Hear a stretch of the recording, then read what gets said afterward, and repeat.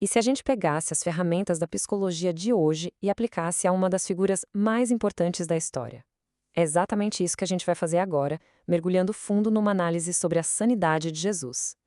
Para fazer essa investigação, a gente vai se basear no trabalho do jornalista Lee Strobel e na entrevista dele com o psicólogo Dr. Gary R. Collins, para explorar uma pergunta que, olha, ecoa há séculos. Para começar essa nossa investigação, a gente parte de uma pergunta bem direta.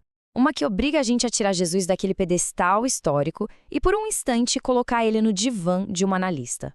É uma questão que pode ser um pouco estranha, eu sei, mas é fundamental para uma análise sincera. Então, vamos direto ao ponto, né? A pergunta que não quer calar. Jesus era louco?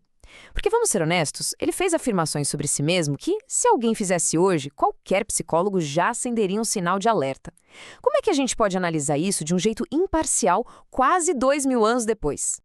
Olha só, esse quadro aqui ajuda a gente a entender o tamanho do problema. Se uma pessoa hoje em dia chega num consultório e fala "eu sou Deus", o diagnóstico é praticamente imediato. Psicose delirante, ou seja, a pessoa perdeu o contato com a realidade. Agora, quando a gente olha para Jesus, que fez exatamente a mesma afirmação, a resposta fica bem mais complicada. O critério é o mesmo, mas o veredito da história, esse não é tão simples assim. E para caminhar por um terreno tão delicado, não dá para ficar só no achismo, né? A gente precisa de um guia, alguém que foi treinado para entender os labirintos da mente humana. É por isso que essa análise toda se apoia na avaliação de um especialista, para ajudar a separar o que é fato do que é ficção. E o nosso guia nessa jornada é o Dr. Gary R. Collins. E não é um psicólogo qualquer, não. A gente está falando de um cara com PhD pela Universidade Purdue, que deu aula por 20 anos, escreveu mais de 45 livros sobre psicologia. Ele tem toda a bagagem necessária para fazer uma avaliação póstuma tão complexa e sensível como essa. Beleza. Então, como é que um psicólogo clínico do calibre do Dr. Collins aborda um caso como esse? Vamos mergulhar agora no diagnóstico dele e entender como ele olhou para os registros históricos para montar um perfil psicológico. E uma coisa que o Dr. Collins deixa bem claro logo de cara é o seguinte: um diagnóstico psicológico nunca é baseado numa única frase, por mais bizarra que ela pareça. Para entender de verdade a mente de alguém, você precisa olhar o quebra-quebra inteiro, o comportamento da pessoa, as emoções, o jeito de pensar, o quadro completo. E para montar esse quadro completo, o Dr. Collins se baseia em 4 pilares fundamentais da saúde mental. Pensa neles como se fosse um checklist que todo psicólogo usa. Como a pessoa lida com as próprias emoções, como ela percebe o mundo à sua volta, se o raciocínio dela faz sentido e como ela se comporta com os outros. Começando pelo pilar das emoções. A análise mostra que as reações de Jesus eram perfeitamente adequadas às situações. Por exemplo, ele chorou quando um amigo morreu, um sinal de luto saudável. E aquela famosa cena de fúria no templo não é vista como um descontrole, e sim como uma indignação direcionada, uma raiva justa contra o que ele via como corrupção. Em outras palavras, as emoções dele pareciam estar sempre em sintonia com a realidade. E a percepção dele da realidade. Pessoas com problemas como psicose muitas vezes enxergam ameaças onde não tem, sabe? Ficam paranoicas. A análise de Jesus, porém, mostra justamente o contrário. Ele tinha plena consciência dos perigos reais que o cercavam, mas sem nenhum sinal de distorção ou de paranoia. A mente dele parecia totalmente ancorada na realidade dos fatos. Agora, e o raciocínio, o pensamento dele? Bem, os registros mostram uma mente afiadíssima. Os ensinamentos e as parábolas são exemplos de uma comunicação clara, lógica, que revela uma compreensão profunda da natureza humana. Não tem nenhum sinal de pensamento confuso ou desorganizado, muito pelo contrário, tudo indica uma clareza mental impressionante. E para fechar, o comportamento social. Quase sempre, transtornos mentais graves acabam afetando a capacidade da pessoa de se relacionar. No entanto, Jesus é descrito como alguém que construiu laços profundos e duradouros com um monte de gente. Ele demonstrava empatia, compaixão e uma inteligência social fora do comum.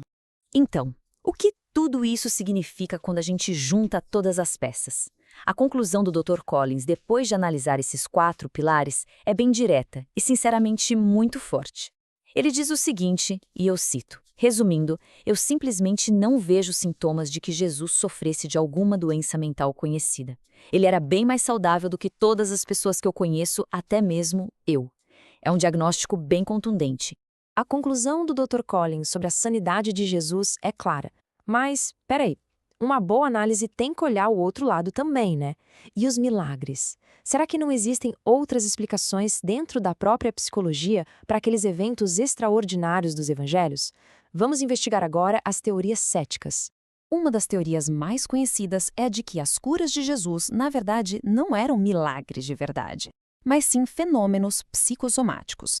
Basicamente, um efeito placebo muito poderoso em ação. A mente da pessoa acreditava tanto que acabava curando o corpo. Mas, será que essa explicação bate com os fatos que foram registrados? Ok, o efeito placebo existe, isso é fato. Mas, segundo o Dr. Collins, essa explicação não se encaixa no padrão das curas de Jesus. Primeiro, elas eram instantâneas, e curas psicossomáticas levam tempo. Segundo, não tem nenhum registro de que os sintomas voltaram, e recaídas são bem comuns nesses casos. E o mais importante, essa teoria não explica como ele teria curado doenças orgânicas, como a lepra ou a cegueira de nascença, muito menos a ressurreição de um morto. E também não explica os milagres sobre a natureza, né? Acalmar uma tempestade, transformar água em vinho. Certo. Então, se a teoria psicossomática parece não dar conta de tudo, que tal outra possibilidade? A hipnose? Será que Jesus era, na verdade, um mestre da hipnose usando o poder da sugestão para criar a ilusão de que fazia milagres? Essa teoria da hipnose também tem uns problemas sérios, sabe? O Dr. Collins aponta alguns. Primeiro, hipnotizar uma multidão de 5.000 pessoas de uma vez seria algo inédito. Segundo, a hipnose não funciona bem com céticos, e Jesus convenceu pessoas bem céticas, como o próprio irmão dele, Tiago. Terceiro, a hipnose não explica um evento físico como um túmulo vazio. Quarto, no milagre do vinho, por exemplo, não teve sugestão direta aos convidados. E por último, as curas dele eram instantâneas e totais, o que é bem diferente do que se consegue com hipnose. Então, vamos lá. Depois de passar por essa análise dos pilares da saúde mental e de olhar de frente para as principais objeções, qual é o veredito final do ponto de vista psicológico que a gente viu aqui? A conclusão do ponto de vista clínico apresentado é bem direta. Não existe evidência que aponte para algum tipo de transtorno mental. O perfil que aparece a partir dos registros é o de uma mente sã, equilibrada e, na verdade, incrivelmente saudável. E olha, essa não é uma conclusão isolada ou que surgiu do nada. O historiador Philip Schaff resumiu bem o que muita gente pensa quando questionou como é que uma mente tão brilhante e poderosa poderia ter um delírio tão gigantesco. Ele chegou a chamar essa ideia de ridícula. A evidência parece apontar sempre para a mesma direção, a de uma mente em total controle. E tudo isso leva a gente para uma encruzilhada final.